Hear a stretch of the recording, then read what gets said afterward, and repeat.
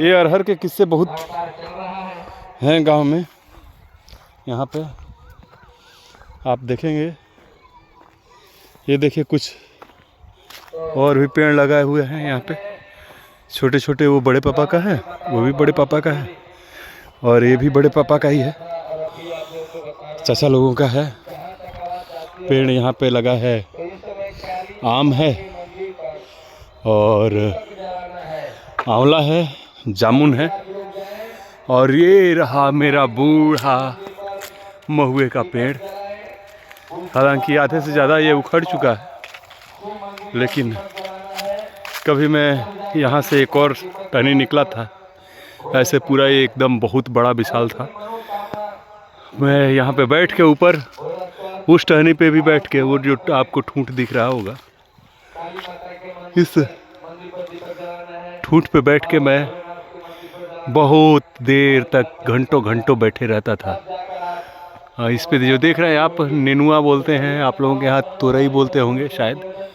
ये मैं जूम करने की कोशिश करता हूँ, ये देखिए, ये शायद तोरई बोलते हैं आप लोगों के यहाँ, नेनुआ बोलते हैं, बंगला में धुधुल बोलते हैं। इधर एक देखिए आमड़े का भी पेड़ है, आमड़ा, एक खट्टा सा फल होता है, इतना बड़ा बड़ा आम जैसा फल होता है वो। आय है, ये देखिए अरहर के फूल, कितने खूबसूरत फूल हैं। यही जादू है हमारे गांव के इस वातावरण में। उस पार नदी के उस पार सायर गांव है, जहाँ पे कुछ यज्ञ वगैरह हो रहा है, वहाँ पे कथा वथा हो रही है, राम कथा वगैरह हो रही है। ये देखिए अरहर के खेत हैं, और ये बेर का पेड़ अपने आप उगा है, लेकिन इसको छोड़ दिया गया है कि भाई इसको काटना मत, बोला गया हुआ है। और ये अरहर का एक तरह से बोले तो पेड़ ही होता है, ये पूरा 1 साल तक रहता है। इसका डंडा इतना मजबूत होता है कि पूछे ना मत। हम लोग जब झगड़े वगड़े करते थे कभी, तो इस तरह के मोटे डंडे फटाक फटाक तोड़ते थे, और इसी से लड़ाई होती थी, बहुत तगड़ा। अरहर के खेतों का एक मज़ा और भी है, ऊपर से देखिए आप तो एकदम आपको लगेगा कि कितना घना है, कुछ भी नहीं दिखेगा। लेकिन यही अगर यहाँ से देखेंगे नीचे से, तो सब कुछ आर पार दिखेगा।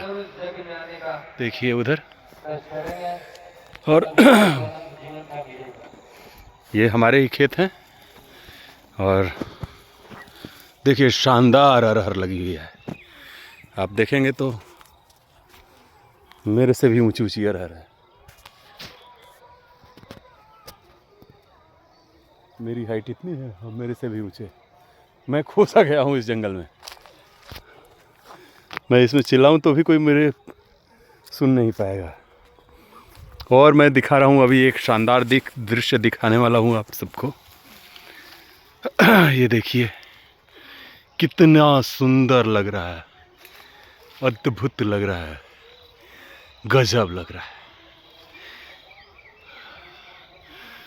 सूर्य की जो गोल्डन लाइट है ना, ये देखिए हमारे बेल का पेड़ है, बेल पत्र जिसको बोलते हैं, बेल पत्र, बेल, सिरफल, श्रीफल, तो वही है।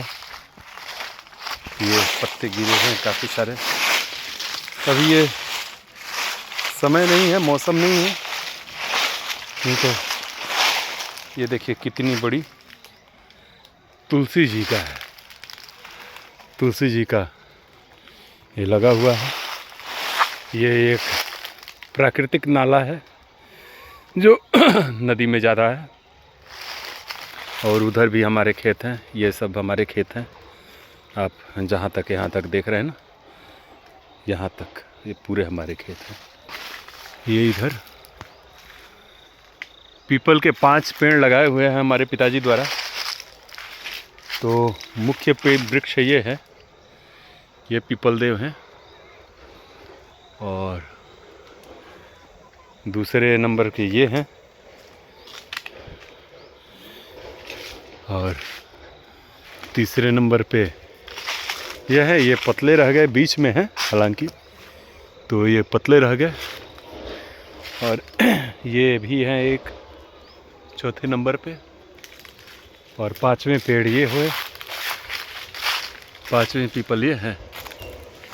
कालांतर में जब ये बड़े होंगे तो इसी उद्देश्य से पिताजी ने लगाया कि ये सारे पेड़ एक हो जाएंगे।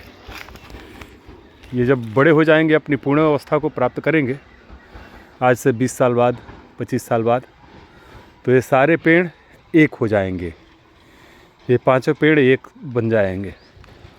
और ये बेल तो आपने देखा ही हमारा, ये बेल का पेड़। और ये सहजन का पेड़ है। ये अपने आप, इनका बीज कहीं से आया, किसी पक्षी ने, किसी चिड़िया ने खा करके बीज दिया यहाँ पे, और ये पेड़ यहाँ पे आ गया ऑटोमेटिक।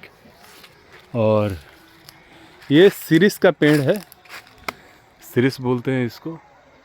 इसकी लकड़ी होती है, लेकिन इसकी लकड़ी बहुत कमज़ोर लकड़ी होती है, इसलिए किसी काम में नहीं आती, जलावन के लिए आती है।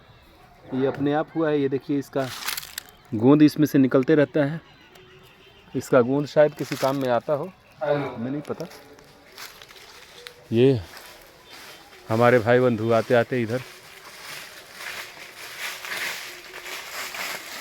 और हो का हाल बा? ये लड़कों ने बांधा हुआ है एक्सरसाइज के लिए, चिलिंग इस पे करते हैं। और ये जो आप देख रहे हैं, ये कोई मंदिर वंदिर नहीं है, ये यहाँ पे बैठने के लिए एक स्थान बनाया गया है।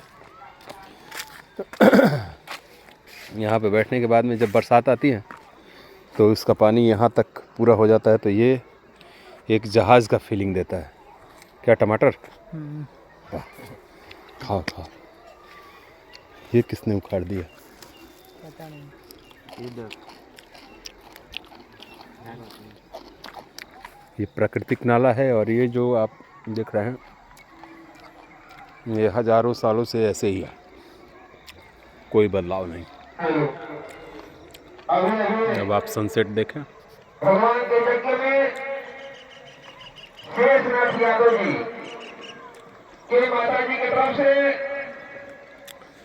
चावल, दाल, आलू, आटा, ये उस पार जो है, नदी के उस पार साथ में पूजा के यज्ञ हो रहा है, सवारी हुई।